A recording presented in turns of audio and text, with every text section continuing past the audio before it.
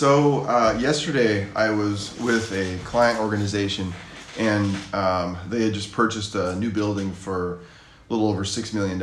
And the first thing that this leader told me was that the first thing that they realized they had to do after they purchased the building was spend another $1 million on retrofitting for that building. And he said the challenge is that this is money we didn't know we were going to have to spend on things that no one will see, that are important support structures to bring a building up to code, and so it's a safe place in case there's an earthquake.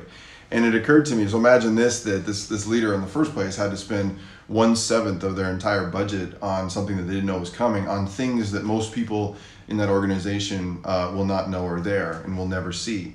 And it got me thinking about what seismic retrofitting looks like, and this invisible cost that we pay. And you know what's unfortunate is that when it comes to developing leaders or this investment in our employees, that so much of what we could be providing is that seismic retrofitting for people. And it's one of the keys to when we built the Wild Toolkit, was to provide that kind of infrastructure for people. And here's one of the differences, though, is that while an investment in people's development is an invisible cost that we pay, the difference is that we're preparing for an earthquake that we know someday will happen, but we're not sure when. And so it could be a long time off, may not even be in our lifetime.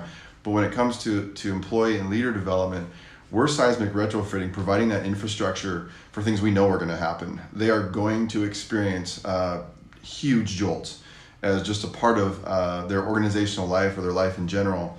And so providing some intentional structuring around how to think about those moments, how to perceive themselves, how to continue to invest in other leaders, how to understand and utilize their key strengths and competencies, how to lean into the purpose for which they're doing their work in the first place, is what is so critical. And it's so funny that, it makes sense when we think about it for a building, but we so often ignore and fail to do that.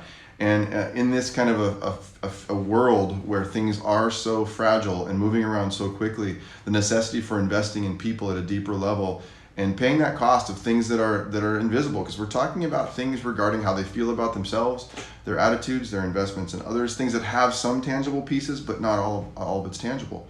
But it's an investment we have to make because those earthquakes, if you'll roll with me, are coming.